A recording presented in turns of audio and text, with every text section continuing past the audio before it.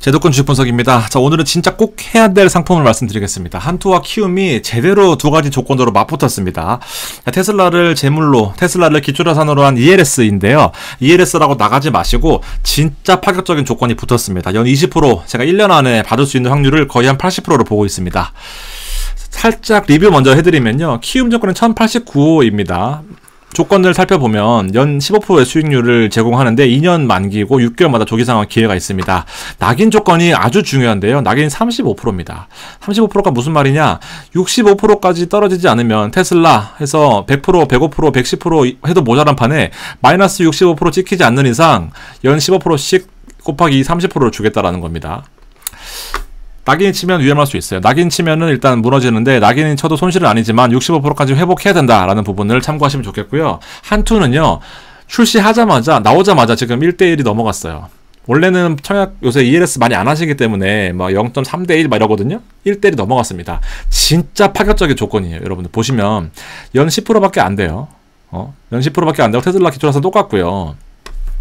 이 리자드가 붙었습니다. 자, 조건이 일단 첫 스텝부터 75%예요. 무슨 말이냐 하면 25%까지 떨어지지 않으면 1차에 바로 조기상환 된다라는 겁니다. 테슬라가 마이너스 25%까지 안 찍히면은 24%가 찍히든 20%가 찍히든 15%가 찍히든 무조건 10% 주고 끝난다라는 겁니다. 물론 6개월이기 때문에 연 나눠야 되긴 해요. 자, 더 중요한 조건 일단 35% 낙인입니다. 35% 65%까지 떨어지지 않으면 연 10%에서 30%를 주겠다라는 겁니다. 마찬가지고요. 다 미친 조건입니다. 바로 리자드예요. 리자드. 뒤 설명드릴게요. 리자드가 뭔지. 진짜 미친 조건입니다. 넘어가겠습니다. 일단. 자, 한투랑 키움을 비교해보면 일단 내용은 이렇습니다. 테슬라가 65%까지 하락만 하지 않으면 10% 또는 15%를 주겠다라는 겁니다. 연이자로.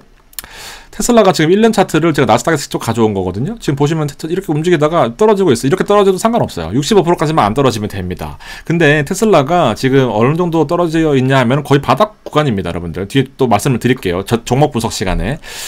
6개월 후에 상환이 되면 7.5%고요. 1년 안에 상환이 되면 15%입니다. 여러분들. 메리트가 있어요. 상환이 안 되는 게 더 좋을 수도 있습니다. 상환이 안 되면 만기 30%입니다. 이렇게 넘어가고요. 자, 이제 진짜 정말 왜 이게 나오자마자 완판이 됐냐면 완판됐다라는 것은 조금 덜 받을 뿐이지 못한다는 건 아니에요. 17,099호인데요. 연 6개월에 5%고요. 1년에 20%, 6개월 안에 상환이 되면 손해예요. 1년 안에 20% 될 가능성이 매우 큽니다. 매우 커요. 자, 일단 요 기본적인 스텝을 설명드리기 전에 여기 리자드가 포함이 되어 있거든요. 리자드. 여기 리자드. 제가 체크해놓은 게 여기 리자드입니다. 자, 파격적인 조건이에요. 리자드는 파격적인 조건이다 라고 보시면 됩니다. 자, 보시면 기초 스텝이 원래 75, 70 이렇기 때문에 보통은 6개월 안에 다 상환이 될 것 같아요. 6개월에 5%는 거의 뭐 높은 확률로 본다고 칩니다. 6개월 후에 25%만 안 빠지면 5% 수익이고요. 1년 안에 상환되면 10% 수익입니다. 자, 근데 만약에 1년 안에 상환이 안 돼가지고 리자드로 넘어갔다라고 한다면 이게 보시면 리자드가 1년 안에 상환이 안 됐을 경우에는 요로 넘어가는 거거든요. 조건 한번 읽어보세요. 최초 기준가격 평가일부터 2차 조기 상환까지 1년까지 최초 기준가격의 55% 미만으로 하락한 적이 없으면 20%입니다. 기간 조건 필요 없어요. 그냥 20%입니다. 내 그 테슬라 자산에 45%가 찍히지 않으면 반토막이 나지 않으면 20%입니다. 반토막 날 수도 있겠죠. 물론 그럴 수 있습니다. 그 리스크 때문에 이 높은 금리를 주는 거지만 테슬라의 기본적인 조건 분석을 해봐야 되겠죠. 어쨌든 자, 2차 평가일 1년까지 55%에서 75% 사이 여기 안에 상환이 안 된다. 그럼 여기로 넘어가는데 요 사이에 해당이 되면 연 20% 수익입니다. 만약에 여기서 상환이 안 되면 어떡합니까? 하지만 35%까지 더 빠져야 돼요. 여러분들. 그러니까 진짜 이 테슬라가 이렇게 빠진다라는 것은 좀 이제 테슬라뿐만 아니라 모든 자산이 다 빠졌다라고 판단하실 수도 있을 것 같습니다. 자, 더 중요한 포인트 두 가지는요. 테슬라를 보유한 상태면 더 똑똑한 상태인 거죠. 테슬라가 오르면 좋은 건데 얘는 기본적으로 테슬라가 오르면은 좋고요. 빠져도 나쁘지 않아요. 주식은 보유하고 있으면 빠지니까 마음이 아프겠죠. 그렇지만 내 뒤에 웃을 수 있는 이 ELS가 있다라는 겁니다. 웃을 수 있는. 적당히 빠지면은 이렇게 수익을 주는데요. 1년 안에 50% 반토막만 안 나면 20%가 되는 겁니다. 테슬라를 기본적으로 주식을 보유하시는 입장에서는 위로든 아래로든 다 열려있는 상태에서 엄청 위험한 걸 하시는 거거든요. 근데 왜 ELS가 위험하다고 합니까, 여러분들? 이 정도 조건이면 괜찮은 거예요. 아무튼 65%까지 빠지지만 않으면 30%를 주겠다라는 건데, 이제 두 가지 상황 불가능한 경우를 한번 보겠습니다. 한투 거로 볼 거고요. 지금 현재 아까 여기 테슬라로 보면 바닥처럼 보이지만 사실은 바닥은 아닙니다. 이제 그 말하는 스피커에 따라 달라지게 되는 거죠. 바닥은 더 밑에 있어요, 사실. 바닥은 더 밑에 있습니다. 자, 19년도부터 테슬라가 대성공을 이루면서 전기차의 시대를 일으켜 오면서 400불까지 올라갔었습니다. 그러니까 사실은 좋아할 수밖에 없죠, 사람들이. 근데 주가가 좀 밀리면서 2차 전지 그리고 배터리 같이 멱살 잡고 끌어내리면서 전기차 시장이 조금 위축되어 있는 상태긴 합니다. 현재가는 174불 정도예요. 리자드 조건, 아까 55% 빠진 조건은 78불까지 떨어져야 됩니다. 78불이면요, 이거 없어요. 여기 없습니다. 옛날에 테슬라로 다시 돌아가야 돼요. 78불은 여기거든요. 이 첫 번째 스텝, 여기. 돌아가야 됩니다. 그러니까, 사실상 거의 높은 확률로 이 상황 가능성이 높은 거예요. 근데, 물론 이제 여기 상황이 안 됐다. 그러면은, 65%가 더 빠져야 되니까, 65%까지 빠져야 되니까, 얘는 35%가 낙인 구간이다 보니까, 여기까지 빠지면 이제 손실을 보는 구간입니다. 60불까지 빠져야 돼요. 60불까지 가는 거는 정말 쉽지 않다라고 말씀드리는 이유가 나스닥 종목이거든요. 나스닥. 지금 세계를 대표하는 대표적인 기술주들. 나스닥의 시가총액 9위입니다.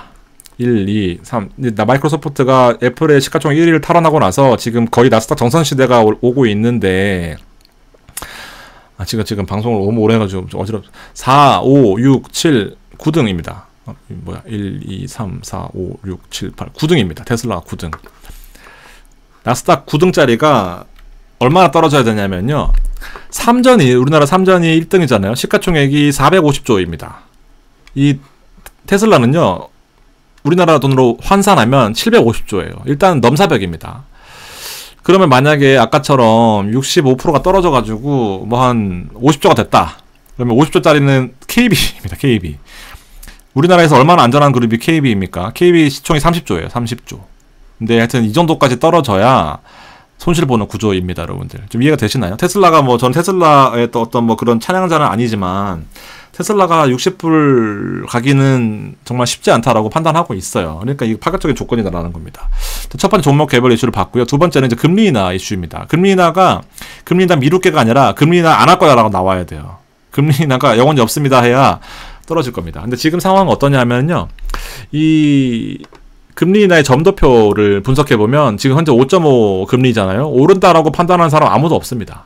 앞으로 가도 없어요. 금리가 올라야지 제가 보기에는 지수가 폭락하면서 테슬라가 60불 갈 것 같습니다. 근데 2024년에는 금리를 인하한다는 이만큼의 점도표, 그 다음에 25년도 이만큼의 점도표, 26년에는 뭐 4.8% 보는 사람도 있지만 대부분 3%, 3% 이렇게 보고 있어요. 25년에는 4%대를 보고 있는 거고요. 금리가 오를 가능성이 뭐 거의 없다라고 봅니다. 그리고 올해의 12월 18일 날 FOMC가 마지막에 있거든요. 금리를 동결할 가능성은 0.2%입니다. 이거 아니구나. 17.4%입니다. 이거 올릴 가능성이 0.2%가 있네. 10.4%고 나머지가 다 금리 인하할 확률이에요. 금리 인하가 만약에 미뤄도 상관없습니다. 영원히 안 할 거야만 아니면은 테슬라가 60불까지 떨어질 가능성이 매우 낮다라고 봅니다. 물론 주식 시장에서 함부로 예측하는 거는 정말 정말 하면 안 되는 이제 그런 행동 중에 하나인데, 제가 말씀드리고 싶은 거는 이렇게 투자 안 하면 이 시드가 부족한 상황에서는 이 10%, 20%짜리를 얻기가 쉽지가 않습니다, 여러분들. 1억은 좀 그렇고 3천만 원 가지고 4%, 3% 백날 투자해봐야 진짜 좀 죄송한 말씀이지만 얼마 티가 안 나요. 10%, 20% 노려야 됩니다. 근데 엄한 거에다 10%, 20% 노리는 게 아니라 이런 우량주에 노려야 되는 거예요. 자주 안 나오는 조건인 것 같습니다. 이미 한투에서 1대1이 넘어갔다라는 것은 진짜 마음 먹고 내놨다라는 거예요. 여러분들. 이 부분들 잘 참고하셔가지고, 일단 제가 너무 말이 빨라서 죄송합니다. 저도 지금 나가야 돼가지고 그런 상황인데, 혹시나 이해가 안 되시면 댓글로 달아주시면 제가 성심성의껏 답변 드리도록 할게요. 멤버십 많이 관심 가져주셔서 감사드리고요. 또 좋은 방송으로 찾아뵙도록 하겠습니다. 감사합니다.